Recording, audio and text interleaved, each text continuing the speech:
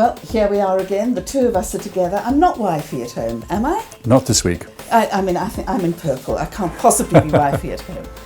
So heroes and zeros? Right, well, Jen, we've said it before, and I'll say it again now. You don't need a big budget to make a big impact. And the proof this week comes from the South African Antique Art and Design Association. Oh.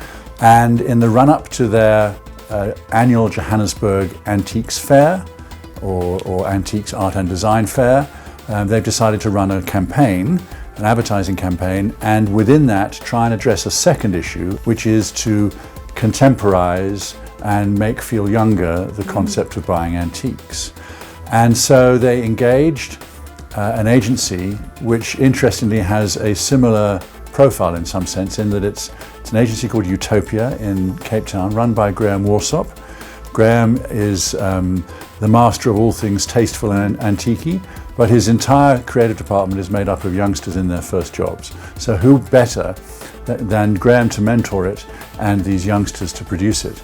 And the work is quite astonishing, very tongue-in-cheek, but they use headlines from contemporary youth speak matched to the classic antique items. So here we have one.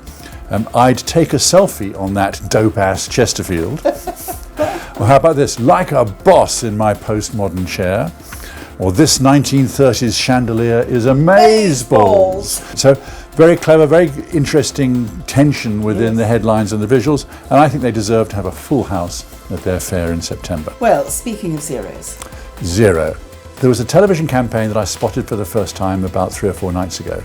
It is so bewildering in its structure and its narrative that I had to stop it, rewind it, and look slowly through it to try and work out what's going on, and I still can't work it out. Ooh. It's as if they've bought some footage just somewhere and thought, how can we build a brand campaign around this?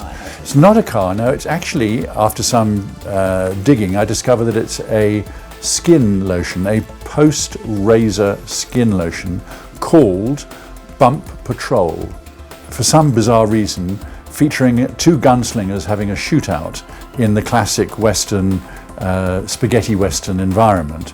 And the villain has a rough facial stubble, and the hero is as smooth as a baby's bum. And apparently the difference is this rather odd product called Bump Patrol.